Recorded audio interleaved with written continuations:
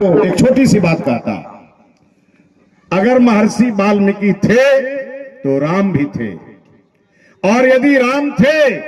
और उन्होंने सबरी माता का जूठा बैर खाया था तो समाज में कहीं छुआछूत नहीं था। अगर किसी दो चार लोगों ने ये काम किया तो समाज को तोड़ने के लिए किया, कभी समाज को जोड़ने के लिए काम हो ही नहीं सकता। हमारे जितने भी हमारे धर्म ग्रंथ हैं वो यही बात बताते हैं, दलित देवो भव। और जब मैं दो लोगों को देखता हूं, जब भी मैं बाबा साहब को पढ़ता हूं तो मुझे पंडित दीनदयाल उपाध्याय जी याद आ जाते हैं, क्योंकि पंडित दीनदयाल उपाध्याय जी ने ही अंत्योदय का मंत्र दिया और कहा अंतिम व्यक्ति का उदय होगा तभी इस देश का उदय हो सकता है। और अंतिम व्यक्ति के उदय के लिए बाबा साहब ने काम किए, अधिकार दिया, और सपना देखा दीनदयाल उपाध्याय ने, अधिकार दिया बाबा साहब भीमराव अंबेडकर ने। अटल बिहारी वाजपेयी जी ने जब 2004 में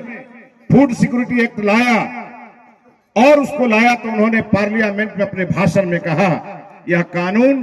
बाबा साहब भीमराव अंबेडकर के चरणों में मैं समर्पित करता हूं। और उसके पहले लोग भूखमरी के शिकार होते थे, मर जाते थे, कोई पूछने वाला नहीं होता था। उन्होंने कहा समाज के हर अंतिम व्यक्ति को फ्री अनाज मिलेगा,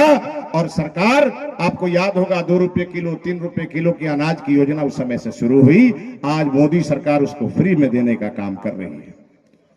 हमेशा सरकार ने अंतिम पंक्ति पे बैठे व्यक्ति के लिए चिंता की, और आपका यह ताकत है कि संतोष निराला जी यहां से मंत्री थे,